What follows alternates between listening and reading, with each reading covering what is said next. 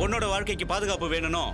முதல் மனைவிக்கு தெரியாம இப்படி திருட்டுத்தனமா ரெண்டாவது கல்யாணம் பண்ணிக்க போறதாவும் அதை தடுத்து நிறுத்தி அவங்க பொண்ணோட வாழ்க்கையை காப்பாத்தி கொடுக்கணும்னு கம்ப்ளைண்ட் கொடுத்திருக்காங்க. நான் ஏதோ பெத்தவாளுக்கு தெரியாம நடக்கிற காதல் கல்யாணம்னு நினைச்சிட்டு இருந்தேன். கடைசியில கட்டின பொண்டாட்டிக்கே தெரியாம நடக்கிற திருட்டு கல்யாணம் ஆகியது.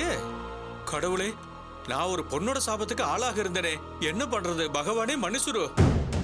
இன்ஸ்பெக்டர், அவங்க வேணும்ட்டே என் மேல கம்ப்ளைண்ட் கொடுத்துருக்காங்க. இந்த கல்யாணத்தை நிறுத்தணும்னு பாக்குறாங்க. நானும் அவங்க பொண்ணும் ஏற்கனவே பிரிஞ்சு தான் வாழ்ந்துட்டு இருக்கோம். சட்டப்படி பிரிஞ்சு வாழ்ந்துட்டு இருக்கீங்களா? கோர்ட்ல போய் டைவர்ஸ் வாங்கிட்டீங்களா?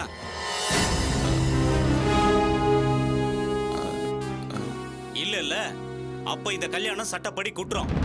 அவங்க கம்ப்ளைண்ட் கொடுத்ததுல வேல்யூ இருக்கு. ஃபர்ஸ்ட் ஒய்ஃபுக்கு தெரியாம ரெண்டாவது கல்யாணம் பண்ண பார்த்ததுனால உங்களை நான் கைது பண்றேன்.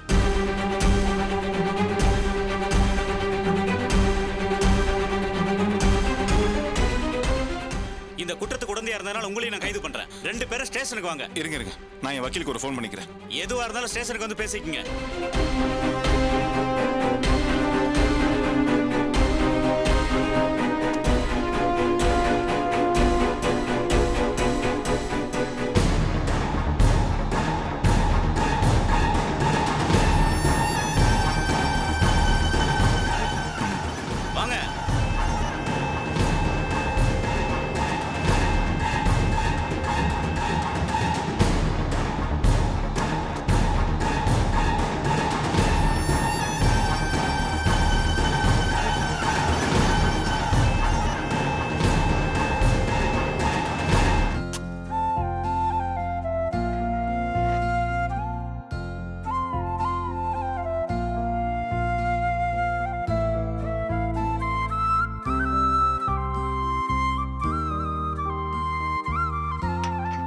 அர்ச்சனா, உங்க அம்மா எங்கம்மா போனா?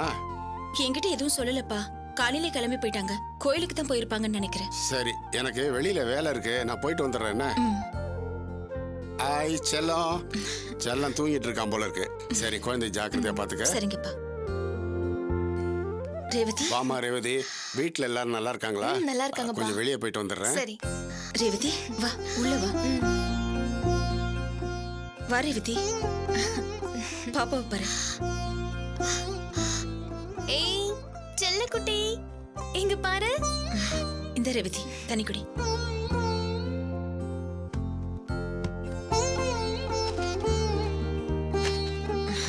உட்கார் ரேவதி.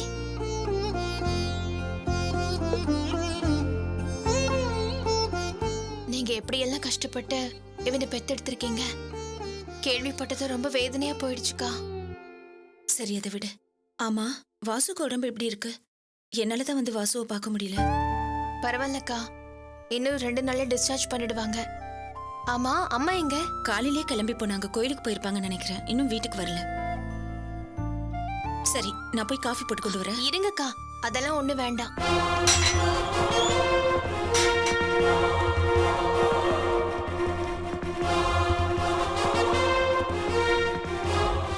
வாமா ரேவதி, எப்ப வந்த? இப்பதாம்மா வந்தேன். என்னம்மா, எங்க போயிட்டு வரீங்க? காலையிலே கிளம்பி போனீங்க, கோயிலுக்கு போன மாதிரியும் தெரியல. எங்க தாமா போயிட்டு வரீங்க? ஒரு முக்கியமான பெரிய வேலையை முடிச்சிட்டு வரேன். அப்படி என்ன முக்கியமான வேலை? போலீஸ் ஸ்டேஷனுக்கு போயிட்டு வரேன். போலீஸ் ஸ்டேஷனுக்கா? என்னம்மா சொல்றீங்க? அங்க எதுக்காக போனீங்க? ஒரு பெரிய காரியத்தை சாதிக்கணும்னு நினைச்சேன், சாதிச்சுட்டு வந்திருக்கேன். என்னம்மா சொல்றீங்க? பேரு புகழ் பணம் வந்துருச்சுன்னு திமிர ஆட்டம் போட்டுக்கிட்டு இருந்தானே அந்த மெக்கானிக் செல்வம், அவனையும் அவனை குடிக்க வச்சு குடியை கெடுத்த அந்த ஒழுக்கங்கெட்ட நந்தினியையும் போலீஸ்ல புடிச்சு கொடுத்துட்டு வரேன். நீங்க எப்படி அவங்க 2 பேரையும்? உண்மையதான் சொல்றீங்களா? அவங்க 2 பேரும் யாருக்கும் தெரியாம திருட்டுத்தனமா கோயில்ல கல்யாணம் பண்ணிக்க போறாங்கங்கிற தகவல் எனக்கு கிடைச்சது. அதான் அவங்கள போலீஸ்ல புடிச்சு கொடுத்துட்டு வரேன்.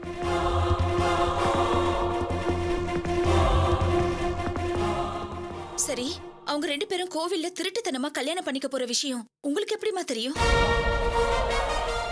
நான் தான்க்கா சொன்னேன். ஆமாம்மா, அவங்க திருட்டுத்தனமா கல்யாணம் பண்ணிக்க போறாங்கன்னு ரேவதி தான் எனக்கு சொன்னா. எனக்கு எப்படி தெரியும்னு பாக்குறீங்களா? அத்தையும் நந்தினியும் இந்த கல்யாண விஷயமா போன்ல பேசினதை நான் ஒட்டு கேட்டேன். அப்ப நான் எதையும் கேட்கலன்னு அத்தை நினைச்சிட்டு இருந்தாங்க. நானும் எதுவும் கேட்காத மாதிரியே நடிச்சேன். நந்தினி என் தாலியை காப்பாத்துறதுக்காக உதவி பண்ணியிருந்தாலும் அவங்க உங்களுக்கு செஞ்ச துரோகத்தை என்னால மன்னிக்கவே முடியாது. நேரடியா என்னால இதுல தலையிடவும் முடியாது. அதனால தான் அம்மா கிட்ட எல்லா விஷயத்தையும் சொல்லிட்டேன். நானே அந்த ஆளை வேணான்னு உதறி தள்ளிட்டு வந்திருக்கேன். நீங்க ஏமா இப்படி எல்லாம் பண்ணீங்க? உனக்கு துரோகம் பண்ணிட்டு அவங்க 2 பேரும் கல்யாணம் பண்ணிக்கிட்டு சந்தோஷமா இருப்பாங்க. அதை பார்த்துக்கிட்டு நான் பொறுமையா இருக்கணுமா? ஆமாக்கா, உங்களை இந்த நிலைமைக்கு ஆளாக்கிட்டு அவங்க சந்தோஷமா வாழ்ந்துட முடியுமா? வாழவும் கூடாது, ஒண்ணு சேரவும் கூடாதுக்கா. நல்ல நேரத்துல நீ எனக்கு தகவல் சொன்னம்மா. நீ மட்டும் எனக்கு சொல்லலன்னு வச்சுக்க, அந்த பாவிங்க கல்யாணத்தை பண்ணிக்கிட்டு சந்தோஷமா வாழ்ந்து தொலைச்சிருப்பாங்க. இப்ப மான மரியாதை போய் சந்தி சிரிக்க வச்சுட்டேன்ல. எனக்கு என்னமோ இது சரியா படல. உங்ககிட்ட தகவல் சொல்லியிருந்தா நீங்க எந்த நடவடிக்கையும் எடுத்திருக்க மாட்டீங்க. போய் தொலைதுன்னு விட்டுருப்பீங்க. அதனால தான் நான் அம்மா கிட்ட சொன்னேன். அவங்களும் நல்லபடியா முடிச்சிட்டு வந்துட்டாங்க. தகவல் தெரிஞ்சுட்டு போக தான் வந்தேன். போயிட்டு வரேம்மா. சரிம்மா. போயிட்டு வரேன்க்கா.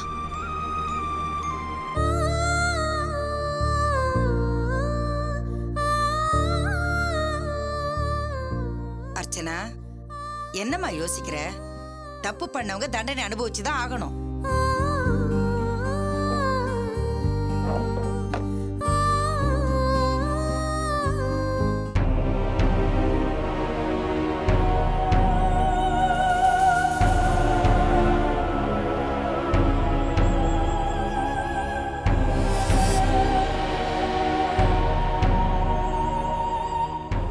இன்ஸ்பெக்டர், கொஞ்சம் தயவு செய்து என் போனை கொடுங்க. என் லாயருக்கு நான் ஃபோன் பண்ணணும். இல்ல நீங்களாவது என் போன்ல இருந்து அவருக்கு ஃபோன் பண்ணி கொடுங்க, நான் பேசிக்கிறேன். எதுவா இருந்தாலும் கோர்ட்ல பேசிங்க மிஸ்டர் செல்வம். நாங்க கோர்ட்ல ப்ரொடியூஸ் பண்றதுக்கான ஃபார்மாலிட்டியை செய்ய விடுங்க. இத பாருங்க, என் ஸ்டேட்டஸ் புரியாம பேசிட்டு இருக்கீங்க. உங்க ஸ்டேட்டஸ் தெரிஞ்சதுனால தான் லாக்அப்ல வைக்காம பெஞ்சில் உட்கார வச்சு பேசிட்டு இருக்கேன். கொஞ்ச நேரம் சைலண்டா இருக்கணும், இல்லனா 2 பேரும் உள்ள தூக்கி வச்சிருவேன்.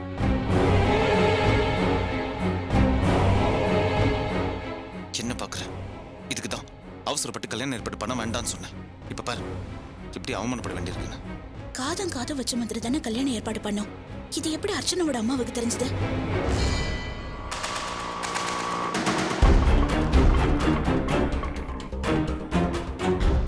ஆட்டோ கட் பண்ணுவாங்க, நான் முன்னால போறேன். சார் சார் சார் நான் இன்ஸ்பெக்டர் பார்த்துட்டு வந்துடுறேன். இவங்க இங்க எப்படி வந்தாங்க? தெரிஞ்சு வந்தாங்களா இல்ல தெரியாம வந்தாங்களான்னு தெரியலையே.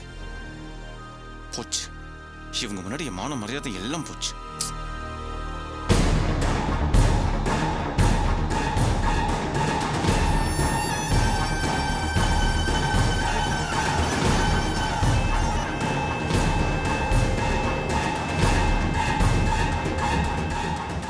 செல்வம், உன்னை ஜாமீன்ல எடுக்கிறதுக்கு தான் நாங்கள் வந்திருக்கோம்.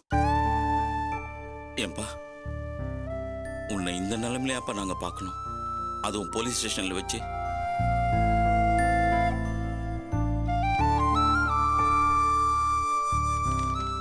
ஓகே சார், கோர்ட் ஜாமீன் ஆர்டரோட வந்ததுனால 2 பேரையும் அனுப்புறேன். கூட்டிட்டு போங்க. Thank you sir. அவரோட போனை எடுத்துக்கங்க. Okay sir. மிஸ்டர் செல்வத்துக்கிட்ட கையெழுத்து வாங்கிருங்க. ஓகே சார், வாங்கிடுறேன். ஓகே. இதில் ஒரு கையெழுத்து போடுங்க.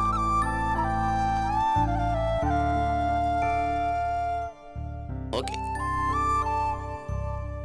சார், நீங்க கிளம்புங்க, நான் பார்த்துக்கிறேன். சரிங்க, வாப்பா போலாம்.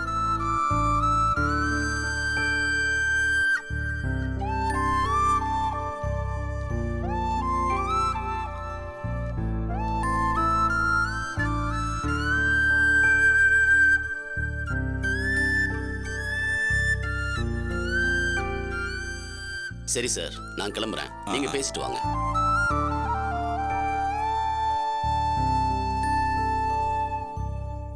செல்வம், உன் தயக்கம் எனக்கு புரியுதுப்பா. என்னடா அன்னைக்கு வாசுவை காப்பாற்ற உதவி கேட்டு வந்தவங்கள வெளியே போன்னு விரட்டி விட்டோமே, அவங்களே இப்போ ஜாமீனில் எடுத்திருக்காங்களேங்கிற தயக்கம் தானே உனக்கு? உனக்காக வரலப்பா. இன்னும் சொல்லப்போனா, அன்னைக்கு வாசுவோட ஆப்ரேஷனுக்கு பண உதவி பண்ணதே இந்த நந்தினி தான் செல்வம். அந்த நன்றி கடனுக்காக தான் நாங்கள் ஜாமீன் எடுக்க வந்தோம்.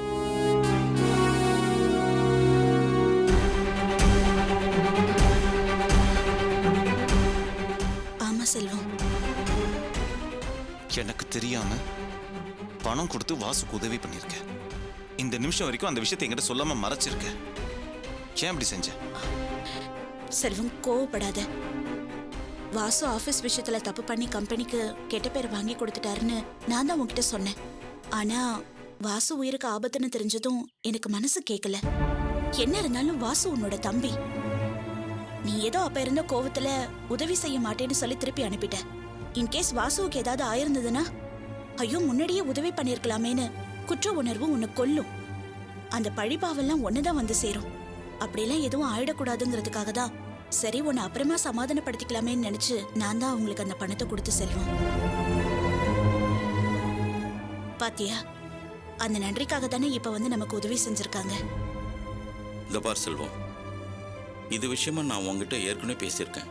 நீயும் என்னை அவமானப்படுத்தியிருக்க. இருந்தாலும் மனசு கேட்கலப்பா. செல்வம், நந்தினி நல்ல பொண்ணு தான். இன்னைக்கு நான் ஒரு கடை வச்சு 4 காசு சம்பாதிச்சிட்டு இருக்கேன்னா அதுக்கு காரணம் நந்தினி தான். அதே நேரத்தில் அர்ச்சனாவும் ரொம்ப நல்ல பொண்ணு. நீ கல்யாணம் அது இதுன்னு பண்ணிக்கிட்டு அர்ச்சனாவை நடுத்தருவில் நிறுத்திடாதப்பா. புருஷன் முன்னாடிக்குள்ள சண்டை சச்சரவு வர்றது சகஜம்தான்.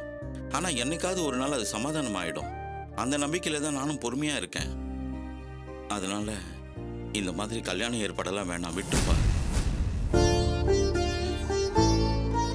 நந்தினிமா, உன் மேல இருக்க நல்ல அபிப்பிராயம் இன்னும் என் மனசுல கொஞ்சம் கூட குறையல. அதனால தான் கேட்குறேன், தயவு பண்ணி அர்ச்சனா வாழ்க்கையில மண்ணள்ளி போட்டுறாதம்மா. போதும், வந்து ஜாமீன்ல எடுத்துட்டா என்ன வேணாலும் அட்வைஸ் பண்ணலாங்கிற நினைப்பா? இப்ப கூட இவ பணம் கொடுத்து உதவி பண்ணதுனால தான் நீங்க வந்து ஜாமீன்ல எடுத்திருக்கீங்க. இல்லாட்டி பேசுறாரு. இந்த அட்வைஸ் பண்ற வேலை வச்சுக்காதீங்க. நீ வா போலாம்.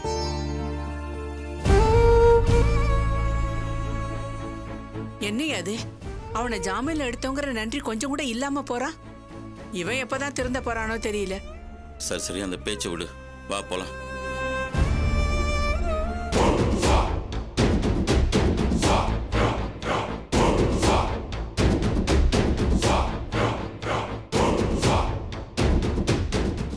ஒரு வயசான பொம்பளை என்ன கொண்டு போய் ஸ்டேஷன்ல நிக்க வச்சுட்டா. நீ பாரு, என் பேர் புகழ் செல்வாக்கு வச்சுட்டு அவளை என்ன பண்றன்னு மட்டும் பாரு. அவ பொண்ணு கழுத்துல நான் தாலி கட்ட நாள்ல இருந்து இப்படிதான் நந்தினி என்ன அசிங்கப்படுத்தும், அவமானப்படுத்தும். இதுவே ஒரு குறிக்கோளை வச்சு அவ சுத்திட்டு இருக்கா. என்னமோ நம்ம கல்யாணத்தை நிறுத்தினால வாழ்க்கையில ஏதோ ஒரு பெரிய சாதனை செஞ்சதா நினைச்சிட்டு இருக்கா. அந்த அகம்பாவம் பிடிச்ச ஆணவம் பிடிச்ச சிவகாமியோட திபர் அடக்கணும். என்ன அசிங்கப்படுத்தி அவமானப்படுத்தினால அதுக்கு அவ்வளவு வேதனை அனுபவிக்கணும். அதுக்கு ஏதாவது செய்யணும். விடு செல்வம், அந்த பொம்பளை ஒரு ஜென்மம் நினைச்சு அவளை போய் பழி வாங்கணும்னு துடிக்கிறேன். அந்த பொம்பளையை விட்டு தள்ளு. விட்டு தள்ளுறதா? என்ன பேசுற நீ? நடந்த இந்த அவமானத்தை மறக்க சொல்றியா? தமிழ்நாடு கார் டீலர் அசோசியேஷனோட தலைவர் செல்வம் எனக்கு கொண்டு போய் ஸ்டேஷன்ல உட்கார வச்சல, அதை மறக்க சொல்றியா? நான் பட்ட அவமானத்தை வேதனையும் அவளும் படணும், கண்ணீர் விடணும். அது நடக்கணும். நடக்கும். நீ சொன்னது எல்லாமே நடக்கும். அப்ப நம்ம கல்யாணம் நடக்கணும். நம்ம கல்யாணம் நடந்தாலே அந்த சிவகாமி தோத்துருவா. அதுக்கப்புறம் எதுவுமே செய்ய முடியாம கண்ணீர் விட்டு கதறுவா. அதான் நம்ம அவளுக்கு கொடுக்கிற பெரிய தண்டனை. என்ன நந்தினி பேசுற? நம்ம கல்யாணம் எப்படி நடக்கும்? அதாவது சட்டப்படி தப்புன்னு போலீஸ் வச்சு ஒரு செக் வச்சிருக்காங்கல்ல. சட்டப்படி தப்புன்னு எதுக்கு சொல்றாங்க? நீயும் அர்ச்சனாவும் சட்டப்படி பிரியாதனால தானே. அப்ப 2 பேரும் சட்டப்படி பிரிஞ்சிடுங்க. என்ன சொல்ற? சட்டப்படி அர்ச்சனாவை டைவர்ஸ் பண்ணிடு.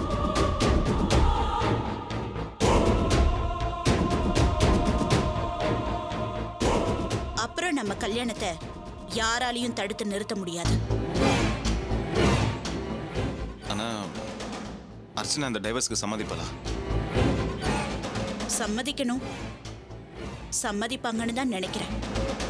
சப்போஸ் சம்மதிக்கலன்னா கருணகுமாருக்கும் அர்ச்சனாவுக்கும் தப்பான உறவு இருக்குன்னு மீடியால எல்லாம் பேட்டி கொடுத்து தானே அர்ச்சனாவை இந்த வீட்டை விட்டு வெளியில அனுப்பணும். அதே போய் கோர்ட்ல சொல்லுவோம். அந்த எவிடன்ஸ் எல்லாத்தையும் கோர்ட்ல சப்மிட் பண்ணுவேன்னு அர்ச்சனாவை மிரட்டு. ஆட்டோமேட்டிக்கா அவங்க கையெழுத்து போட்டுருவாங்க. நீ சொல்றது கரெக்ட் தான். அப்ப நாளைக்கு நானே நேர்ல போய் அர்ச்சனாவை பார்த்து டைவர்ஸ் நோட்டீஸ்ல கையெழுத்து வாங்குறேன். அத முதல்ல செய். அதான் சிவகாமியை பழி வாங்குறதுக்கு ஒரே வழி. சரி, உட்கார். டிஃபன் எடுத்துட்டு வரேன்.